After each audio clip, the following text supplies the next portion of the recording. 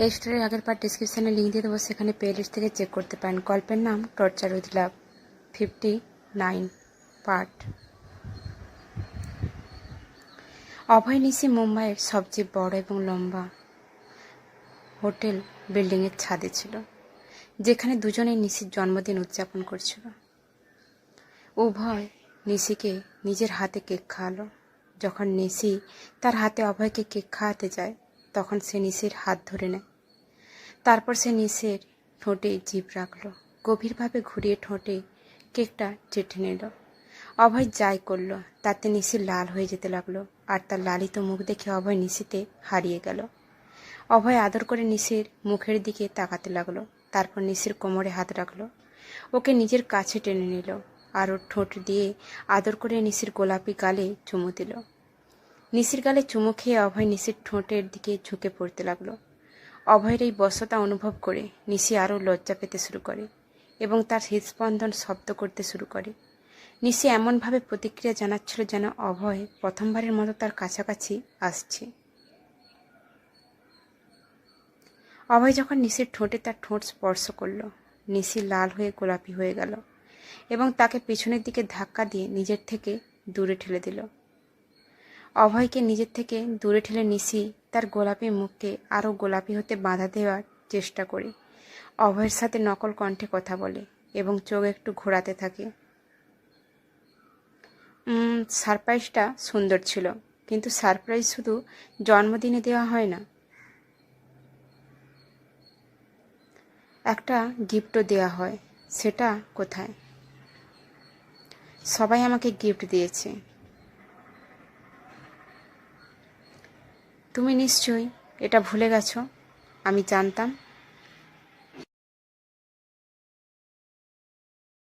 এই শেষ কথাটা বলেই নিশি অভয়ের দিকে তাকিয়ে ভ্রুকুটি করে। নিশির কথাগুলো শুনে অভয় শান্তভাবে তার দিকে তাকিয়ে রইল। কিছুক্ষণ পর হঠাৎ অভয় নিশির হাত ধরে ওকে এখান থেকে নিয়ে যেতে লাগলো। তুমি এখন আমাকে কোথায় নিয়ে যাচ্ছ?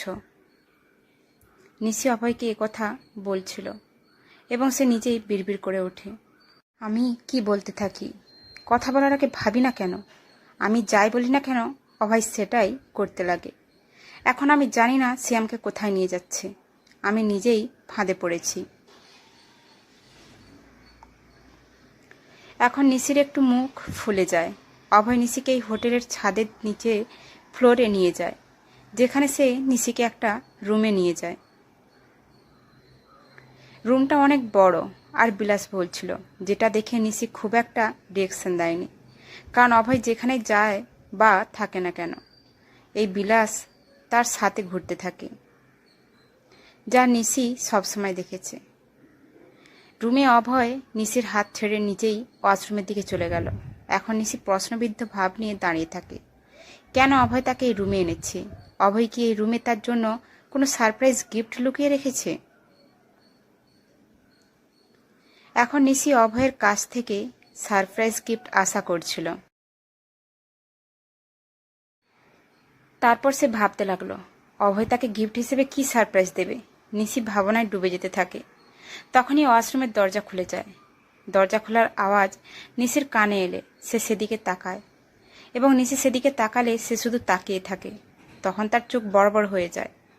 বড় হয়ে গেছে কেন, যেন সেগুলো বেরিয়ে আসবে। আর পরের মুহূর্তে আবার নিশির চোখ নামিয়ে নিল আর তোতলানো কণ্ঠে বলল, তুমি কাপড় ছাড়া কেন? অভয় যখন ওয়াশরুম থেকে বেরিয়ে আসে, তখন নিশির অবস্থা এমন হয়ে যায়, কারণ সে হঠাৎ অভয়কে এইভাবে দেখে, কোনো কাপড় ছাড়াই। নগ্ন অভয় ছিল, কিন্তু নিশি লজ্জাবোধ করছিল। অভয় যে কোনো লজ্জা ছাড়াই ওয়াশরুমের দরজার কাছে থেকে রুমে প্রবেশ করল। নিশি যখন এই অভয়ের আগমন অনুভব করল, তখন সে তার নিচু চোখ চেপে আবার তোতলানো কণ্ঠে বলল, অভয়, এসব কি? এখান থেকে চলে যাও।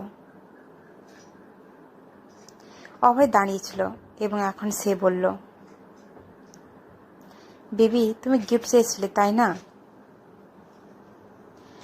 তাই এটি তোমার গিফট। অভয় এই কথা বলতে নিচে চিৎকার করে উঠল, কি?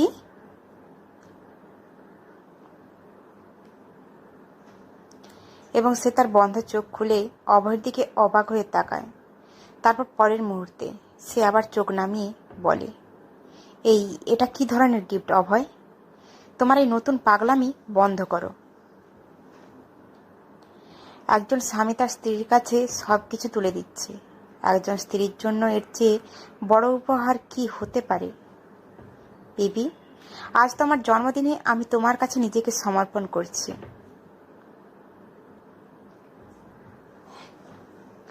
এখন তুমি আমার সাথে যা খুশি করতে পারো।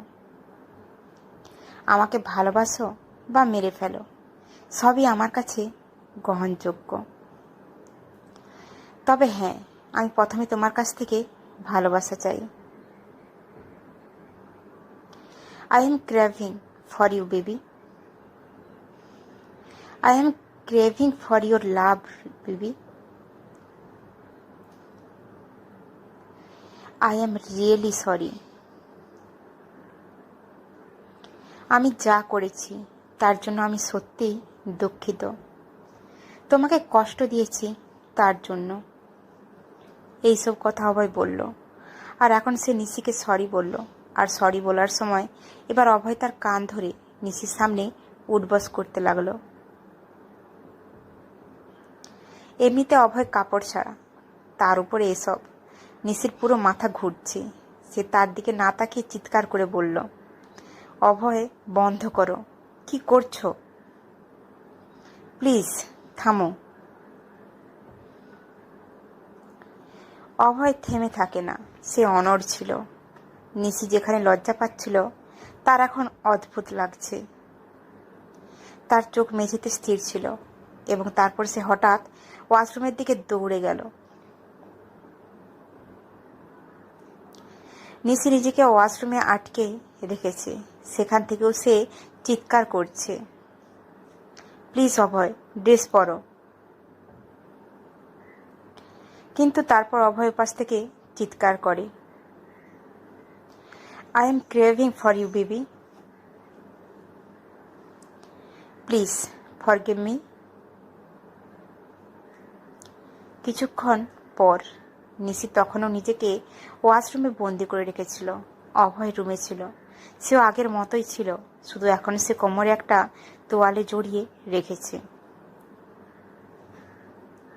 কিছুক্ষণ পর এতক্ষণ বন্ধ থাকা ওয়াশরুমের দরজা খুলে যায়। নিশি সেখান থেকে বেরিয়ে আসে। সে অভয়ের দিকে তাকালো, যে সামনে দাঁড়িয়েছিল, কিন্তু অভয় পেছনের দিকে ঘুরেছিল।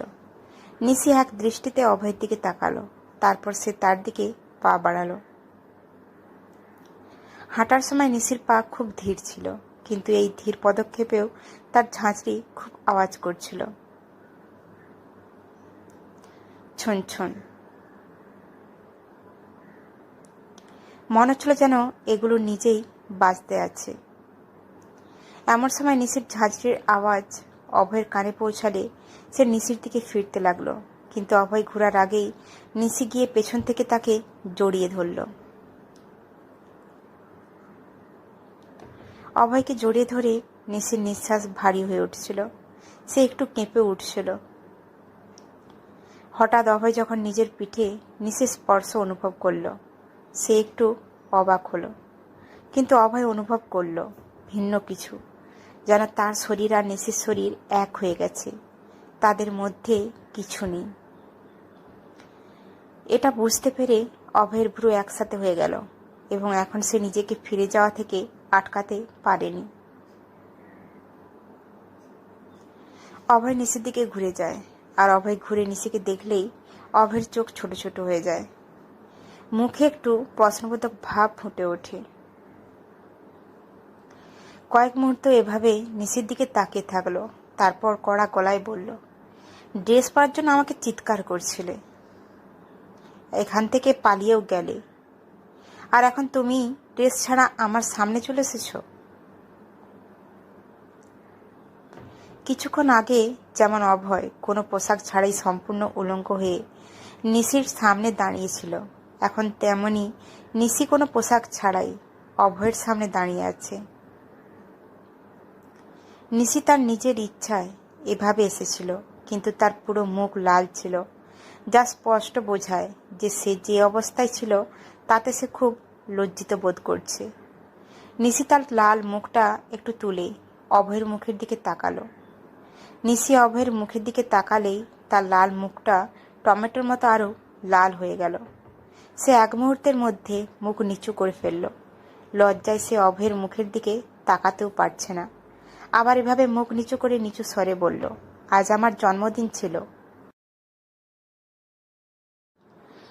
আমাকে তুমি নিজেকে উপহার হিসাবে দিয়েছ। তুমি বললে আমি তোমার সাথে যা কিছু করতে পারি। একজন স্ত্রীর জন্য তার স্বামী নিজেকে তার কাছে সবকিছু হস্তান্তর করার চেয়ে বড় উপহার আর কিছু হতে পারে না।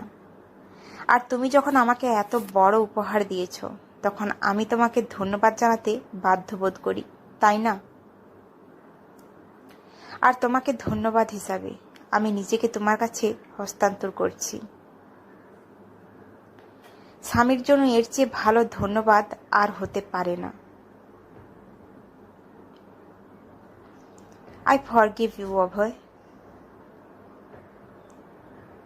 and I am craving for you too. I am craving for your love too. Make me yours again.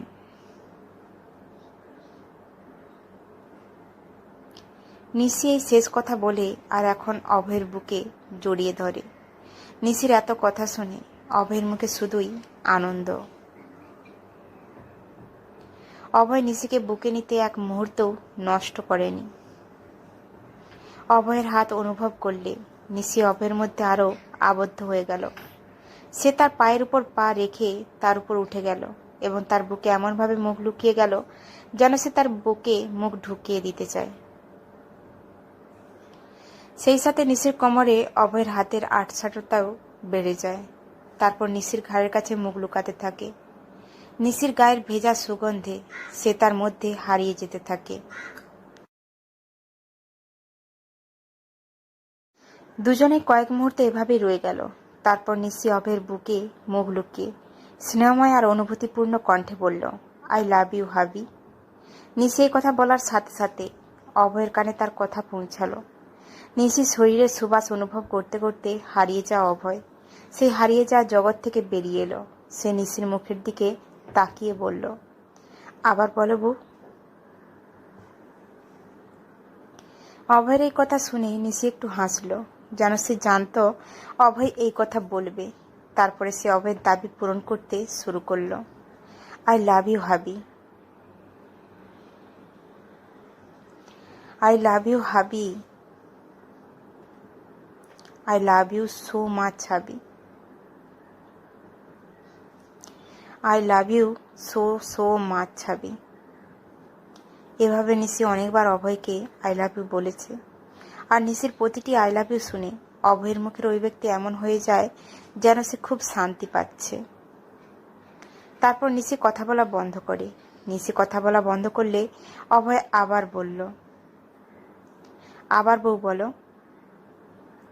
I love you, হাবি। I love you, হাবি।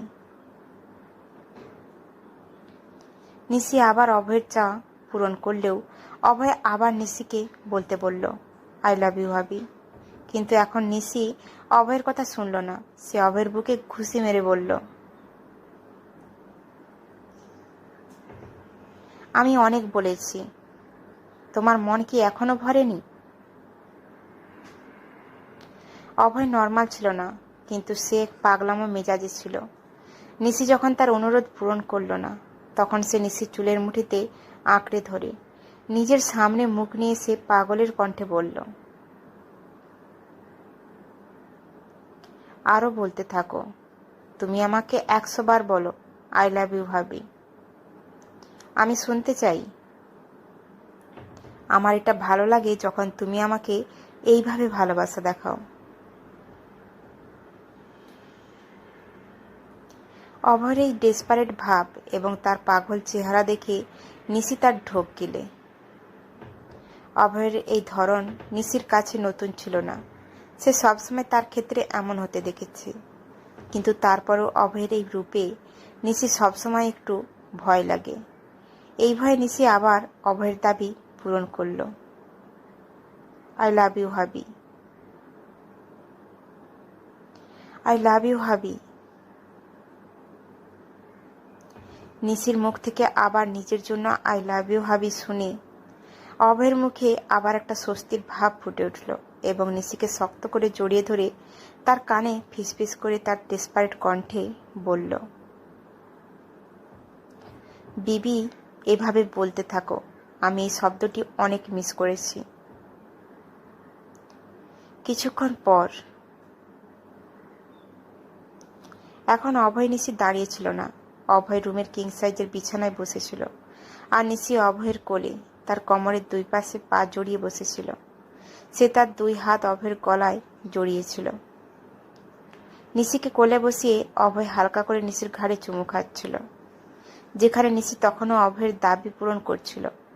সে শুধু বলে চলছিল, আই লাভ ইউ হাবি, অভয়কে। হঠাৎ আবার নিশির কথা বলা বন্ধ হয়ে গেল। নিশি থামতেই অভয় নিশির মুখের দিকে তাকালো। নিশি বুঝতে পারছে কেন অভয় তার দিকে তাকিয়ে আছে। নিশি মুখ ছোট করে বলল, তুমি কি সত্যিই আমাকে 100 টাইম আই লাভ ইউ বলবে? অভয় যে দাবি সে এখন পর্যন্ত পূরণ করেছে, তার কারণে নিশি এখন কথা বলতেও ক্লান্ত হয়ে পড়েছে। তার ক্লান্তি তার মুখে স্পষ্ট দেখা যাচ্ছে। অভয় নিশির ক্লান্তি লক্ষ্য করছিল। সে আবার নিশির চুলের মুঠিতে চেপে ধরে পাগলের কণ্ঠে বলল, এতটুকুতেই তুমি ক্লান্ত হয়ে গেলে বউ? এখনো তো অনেক বাকি। তুমি আমাকে অনেক অত্যাচার করেছ আর আমি নিজেকে অনেক কন্ট্রোল করেছি, কিন্তু আর নয়। এখন আর আমি তোমাকে ছাড়ব না। নিজেকে প্রস্তুত করো আমার মধ্যে ডুবার জন্য। এই শেষ কথায় অভয়ের কণ্ঠে অন্যরকম আবেগ ছিল, যেন সে যা বলছে তাই করবে। এবং তার এই আবেগ এবং আবেশ অনুভব করে নিশি আবার তার ঢোক গিলে ফেলল। তারপর সে অভয়কে কিছু বলতে যায়, কিন্তু নিশির কথা তার মুখের ভেতরেই থেকে যায়। আর তার আগেই এখন অভয় নিশির ঠোঁটে তার ঠোঁট মিলিত করে তার ঠোঁটে কিস করতে থাকে। এক মুহূর্তে অভয় নিশির ঠোঁটে এত প্যাশনেট কিস দিল যেন সে কিসেই নিজের সমস্ত কন্ট্রোল হারিয়ে ফেলল। অভয়ের এই জোশে নিশি এক মুহূর্তে একবারে ব্লাঙ্ক হয়ে গেল, যেন তার সমস্ত শক্তি চলে গেছে। সে অনেক কষ্টে বলল, অভয়। অভয় ধীরে ধীরে নিশির ঠোঁট দুটোকে ঠোঁটের মাঝে নিয়ে চিবিয়ে চিবিয়ে বলল, মোটেই না।